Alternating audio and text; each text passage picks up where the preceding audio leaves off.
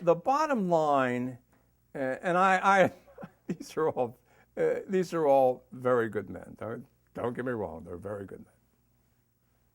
The bottom line in any diocese is, and these guys are all out.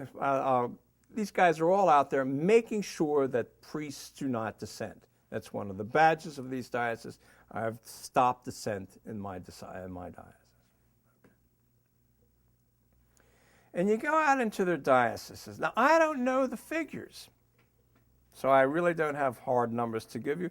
But you ask yourself, have the laity been transformed? What percentage of the laity now practice contraception or don't practice contraception? I don't know what to say, but I'm just going to take a guess that if you could go to any one of these dioceses, nothing even approaching a majority would have stopped practicing contraception. In fact, I guess I think in something that I wrote, something that I read, the percentages don't really change at all. So the bottom line for all of these guys, these are the people that have done something. The bottom line is, have you transformed the laity? How have you transformed the laity? And I would say here, for example, here in Detroit, Archbishop Vigneron, when he was the rector of the seminary, Sacred Heart, he used to bring in a priest every year who used to teach the seminarians about contraception. A very good thing to do, wonderful thing to do. And then many of those priests, when they went out into the parishes, they would require their the people that they were going to marry, they would require that they take an NFP course. So the strategy so far is that you require the seminarians to learn the right thing about the sexual ethic. This is the best strategy. And you stop dissent in the diocese from the older priests who were there before you got there and were able to start your reform. And that you promote NFP. You promote natural family planning as best you can. And I know Cardinal Maida, I think, towards the end of his career said, well, we're pushing NFP as hard as we can. And you hear people who say, oh, we should have an NFP teacher in every parish in the diocese. Okay, fine, do that. I'm very happy. With all of that, 2.5% of Catholics have ever used NFP. The percentages, as I've said before, the percentages stay the same. The transformation of the laity, not the bolstering up of the clerics, that's fine, but the transformation of the laity just hasn't taken place really anywhere. So what's to be done? Well, I think I'm going to thank my wife for much of the rest that I'm going to talk about. I should have her here. She'd do a better job than I. My wife used to live in a small outlying town outside of Kansas City, in Kansas.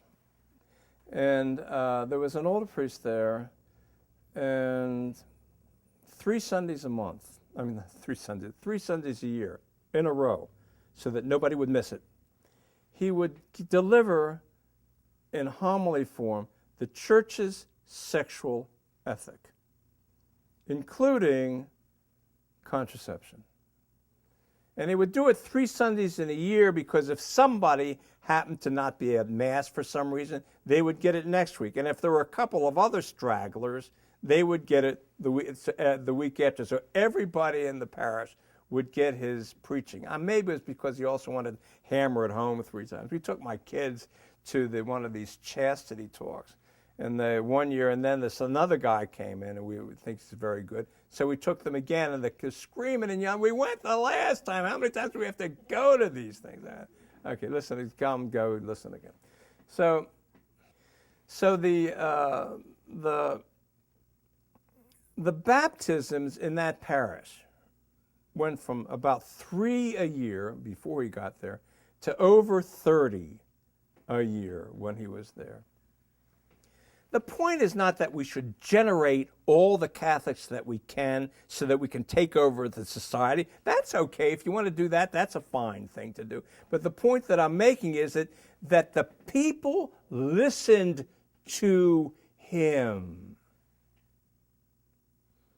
Priests blame the laity. The laity are never going to take what I have to say. The bishops, if I could only get my priests in line. No, the laity listened to him. So that it has to be preached from the pulpit by somebody who really believes in it. Well, how do they really believe in it? Especially for priests this day. If the bishop teaches them, then they will understand and that they will be able to preach to the laity. And you would be amazed if that ever happened in a diocese. You would be amazed at the percentage of people that would come all the way around. They used to do that, folks, back before 1962 or 1960, whatever demarcation date you want, because the society was crumbling around the Catholic Church and things like divorce, but also about contraception. The bishop would, in many cases, instruct his priests and then require his priests to preach the Church's sexual ethic once or twice a year. And while that happened, Catholics all knew that what the Church taught about contraception, they all accepted it. It was kind of a badge of honor among Catholics. Well, how many times do you want to talk about sexual ethics, Marty? Don't you want to talk about something else, something nice, something pretty? Well, sexual ethic is really really beautiful. Marital love is astoundingly beautiful. But why do you keep hammering it? Why do you want other people to keep hammering it? If you look at the letters of St. Paul, if you want to, just take some time out with this in mind. Read all of them. Read the whole body. There's Pauline and Deutero-Pauline, according to some people. But just read the whole body of the Pauline epistles. And see how many times he talks about morality. And see how many times he talks about sexual morality. He can come back 3-4 times in one letter, talk about it. Why? Because the people that he was talking to were converts from the pagan world. They had to be solidified in Christian morality, Judeo-Christian morality for him.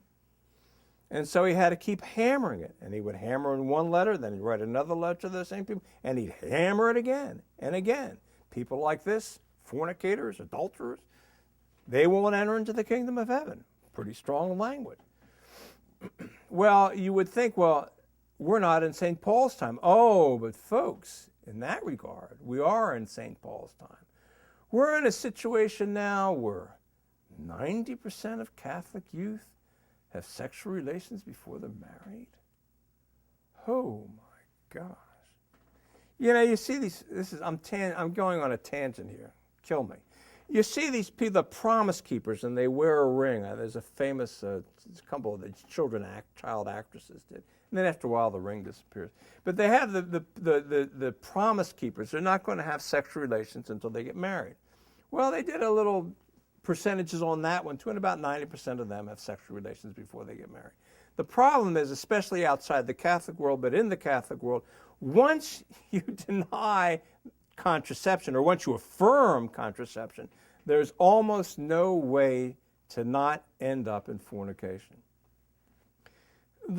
Our society, especially the Christians in the society, are way more off than the people of St. Paul's time. It's something that cries to heaven for attention from bishops and from priests. And yet, Never a word. I listen to priests, and I hear a homily, and the guy did the homily. He didn't take it from a homiletics help. God knows that's awful. You see that so many times. But it's actually worked out the homily. And I know the guy, and I've been around the church for a long time, and I know that he will never say a word on sexual ethic, ever. And I'm thinking, he worked out the homily, but it's all just empty. He might have done a good job if you took the words and put them on a piece of paper. You could see that it's well crafted and has some substance. But I know in the end it's not substantial because his whole point of view is not substantial.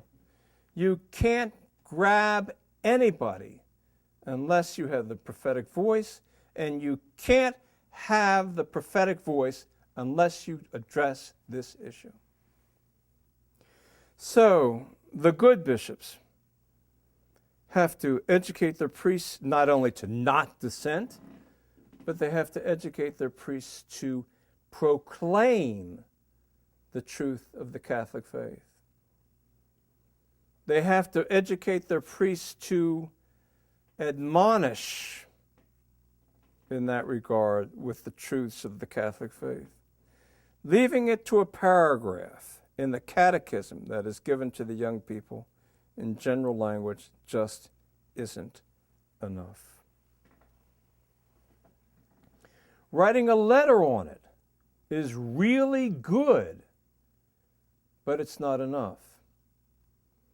Requiring NFP, and please keep requiring NFP, don't stop because of me, but requiring NFP is not enough. You have to generate profits, and then the society, then the church will change. Throughout the I'm not going to do the investigative reporting here, but throughout the 1960s, if you start in like 1960 and work your way up, the thing that seemed to generate the dissent, and prominent guys, Fuchs from the Gregorian and Herring and all of these guys, the thing that seemed to generate the dissent was what people considered to be the elephant in the living room, and that was, as the book by Ehrlich described it, the population bomb. My wife, when she was in high school, in a Catholic high school, they used to have pictures of the world and people falling off because there were so many people. And I think to this very day, the notion that the world can't sustain continued population growth as we have it right now is something that in the end, no matter what I say, is something people can fall back on and say, look, you're behind the curve, you're not in touch with what's happening in the world today. What about the population explosion? Well, the population explosion was overstated. Still, when I was a kid, there were 2 billion people in the world. Now there are 7. In the world, we have certainly at this time and for a long time to come, we have all the ways to feed the 7 billion people in the world. So what is the way to address the population question? Well,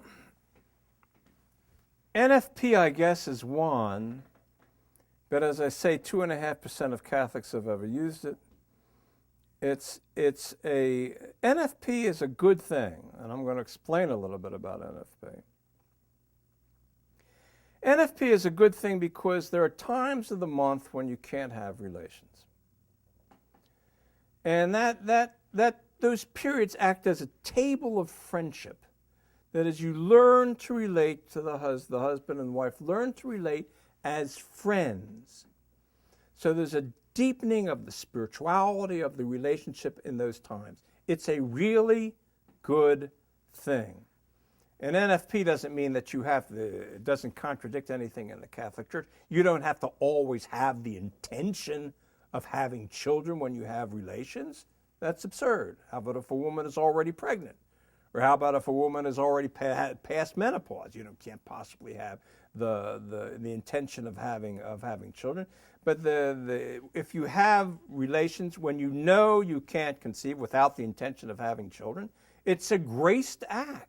Pius XII, but not just him. Before that, St. Bonaventure, all the way back in the 13th century. It's a graced act because you're you're strengthening the union between the husband and wife, which is one of the ends of marriage. It's a wonderful, wonderful thing. So NFP is for important reasons, grave reasons it's called, that you space the children or limit the number of children. You have the NFP works. It works 99.5% of the time.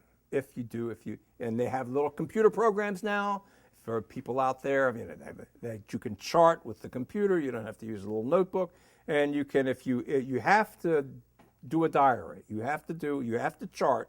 But if you chart, the percentages are 99.5%. Except with all that said, and I know NFP teachers, and they're very nice people, and they're very enthusiastic and very knowledgeable. With all that said, NFP has had a remarkable lack of success.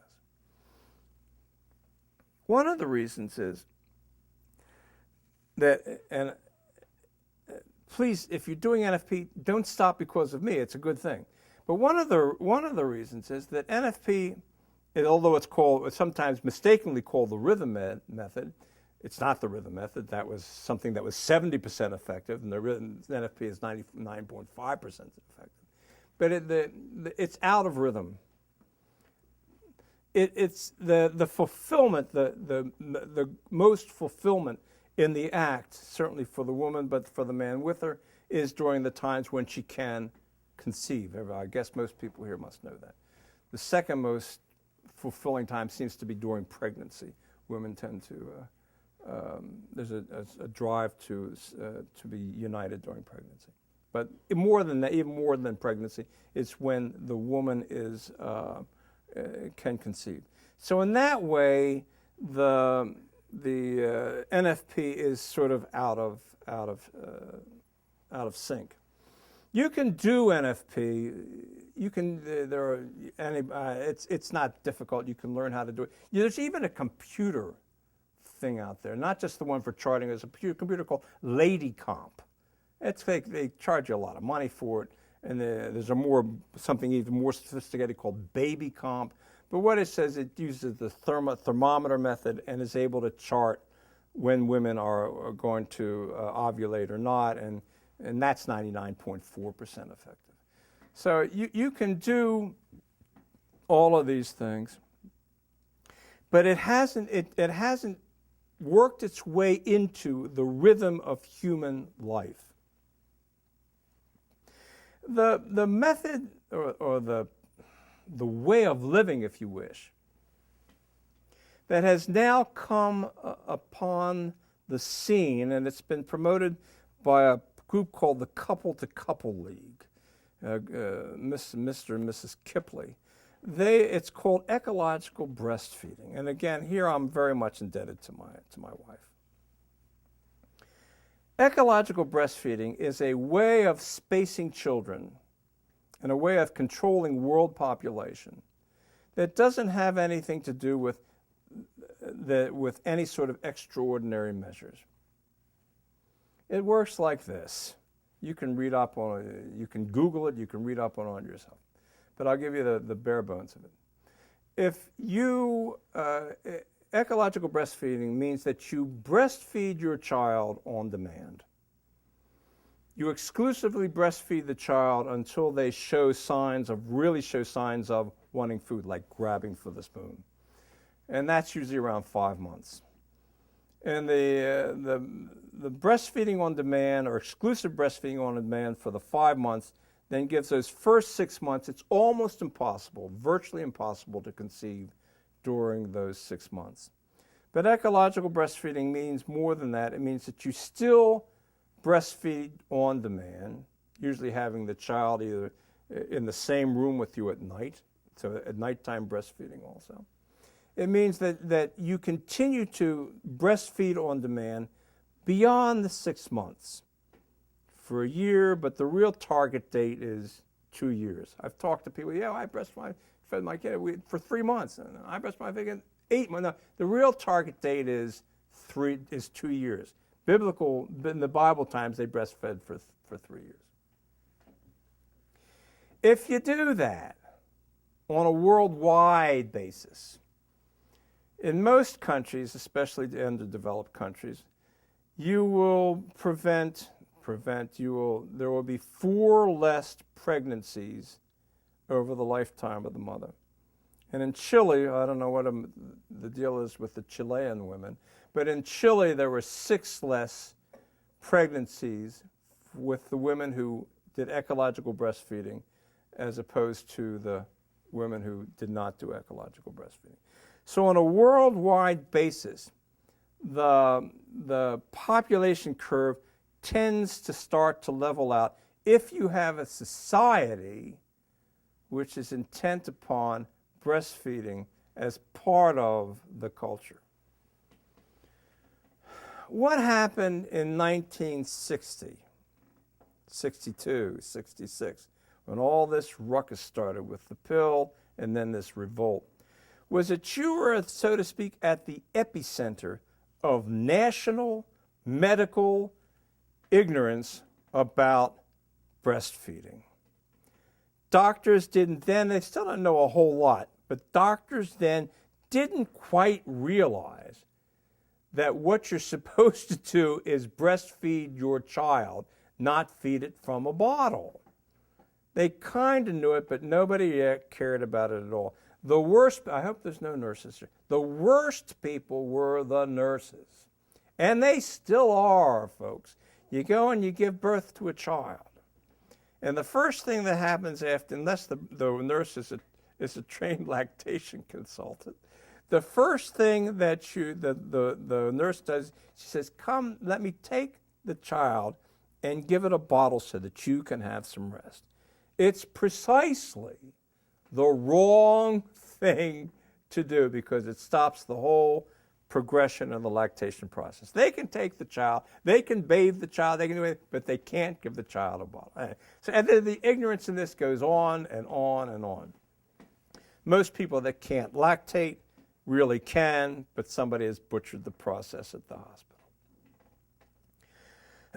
So in 1960, the reason that Catholic women were having 5 kids in 5 years, I should talk, we had 9 kids in, I don't know, we had 9 kids in 13 years. But anyway, and we do practice ecological breastfeeding. It's nothing out of pie in the sky. We just haven't had it. No, I don't know. But anyways,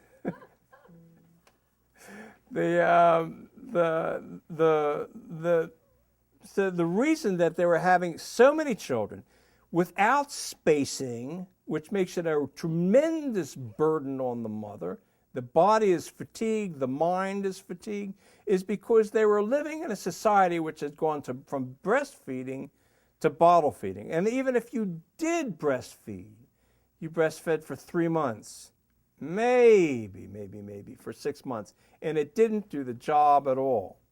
So they were talking about, when they got to this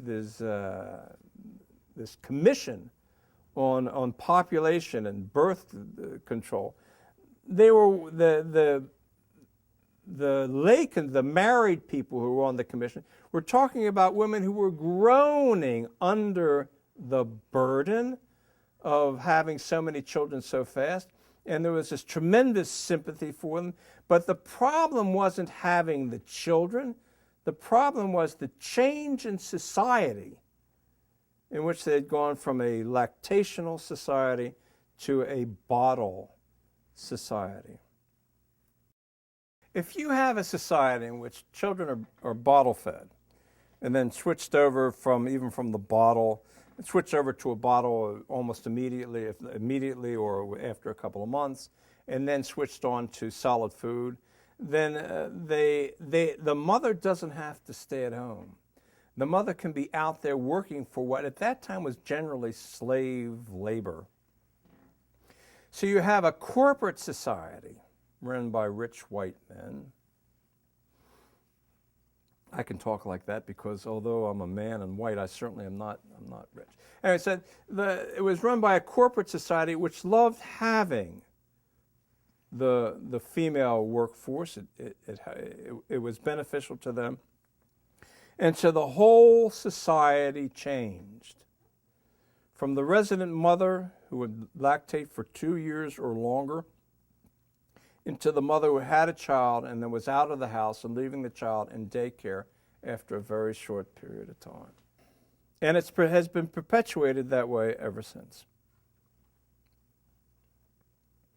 So that if you were going to rationally, if you were going to have a rational growth curve in which there would be sufficient young people to fill the jobs, to produce in such a way that old people could retire and have health benefits, if you were going to do that, you would have to go back to a society, you would have to go forward to a society in which lactation or ecological breastfeeding would then become a way of life.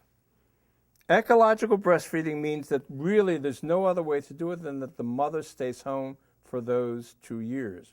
If you're going to have a reasonably large family, the mother's going to be out of the workforce, at least out of going to the office workforce, for a considerable period of time. So how do you envision a society of the future? How do you envision how it works? We can't go back to the 1950s, folks. Anybody that wants to go back to the 1950s couldn't have been around in the 1950s. I was a teenager in the 1950s. Anybody that wants to go back to that is out of their minds. And everybody talks about the good old days of the church in the 1950s. Well, the same guys that were trained in the seminaries in the 1950s were the guys that flipped out in the 1960s and the 1970s. We're not going back anywhere. What we want to do is go into the future that is the civilization of love, which was prophesied by Paul VI and John Paul II. That society, that possibility is open to us. When I talk about women who are breastfeeding their children for 2 years at home for an extended period of time as they are raising a family, I don't necessarily mean that those women are out of the workforce. My brother's daughter-in-law, who's highly trained in something I've never been able to quite understand, and I don't know what she does, but everybody is happy to have her work for them. Well, at one time, she was working when the children were young. She was working at a job where she was spending 90% of her work hours at home at a computer terminal. And that's something we have the ability to do now. We have the ability to have women who are able to go to school, go longer, be trained longer, have a skill or a profession that takes a while to train. And then when they have their children, they are still able, even during that period where the children need their mother, they are still able to do work because in many instances, and corporations have to find a way to do this, become responsible, they have to find a way to have, in every way, the instance that it's possible, have the mother be able to work from the house. And we can do that in Western society. Women did not. When women stayed at home in the 16th century, the 17th century, or in 6th century Israel, 6th century BC Israel, they didn't resign from the workforce. Go to the book of Sirach. Is it Sirach? No, it's the book of Proverbs. 30th chapter. If it's not 30th, it's 31st. I'm not a Protestant preacher. I can't do by a chapter and verse. But it's right at the end of the book. It describes the ideal wife and mother. And she goes out and she buys a field and her husband's down out at the gate doing this and that, but she's like governing the house, and she's making a pile of money. That's what that was the model. Was she an at-home mother? Yeah, she was an at-home mother. That's where the fact that you're an at-home mother doesn't mean that you're out of the workforce. That all that you're doing is mothering, because after a while it's only so much you can do. But the woman can be both, but and still in the house at the same time. If you looked at an ideal society, and it's a society that's available to us, you look at a society where there is real courtship with the understanding of Catholic ethic, so that the two persons, usually an extended courtship, where the two persons chastely are emotionally interlocked with each other. They learn each other. They understand each other. And at the same time, with both the man, but the important thing we want to talk about is the woman has an extensive training. She goes to college, she goes to nursing, wherever she goes. So that in a future society, men and women, and they've already started to do this, folks, men and women would be getting married later, because women especially now have stuff to do. Should they be able to do it? Keep them barefoot. No, they should be able, of course they should be able to do it. That's one of the signs of the times. Women have stuff to do, they should be able to do it. Therefore, you get married later, and you have ways for them to exercise as it's possible their skills in a home environment. Getting married later, practicing ecological breastfeeding, and then if you have a Catholic society, I don't know if we'll ever have a Catholic society, but if you have a Catholic society that is a society that's permeated by Catholics, you have a whole lot of workforce that is never going to have children. St. John Bosco, St. John of the Cross, and a whole slew of other saints said that in their experience, 1 person out of 4, 1 young person out of 4 had a vocation to the priesthood and or the religious life. So if you take all of those things together, marriage later, ecological breastfeeding, and the call, hearing and acknowledging and understanding the call to the spirit, to the celibate life, then you would have a society which would have a rational growth, and you wouldn't have to do any of this tampering. And that's the model. People have accused me for being too dark. That's the model that I propose to you. I ask, if a bishop ever sees this, which I wonder, please teach your priests and have your priests teach your people. Bishops, think, and laity too, folks. Every one of you is a prophet. Get out your catechisms of the Second Vatican Council. Every one of you is a prophet. Prophesy in terms of the way you live, in the terms of the way you advise, in terms of the way that you teach. Prophesy, prophesy, prophesy. It is only by the voice of the prophets that the world changes. We're living today in that age which Amos predicted, in which they will go from east to west. They will hunger, not for food, but they will hunger for one prophetic word. Please, it starts with number 1. It is for every person here, every person that might ever see this. Be the prophet. Speak the prophetic word. Change the world. Bring about the civilization of love. I've said everything that I want to say to you. So we're done.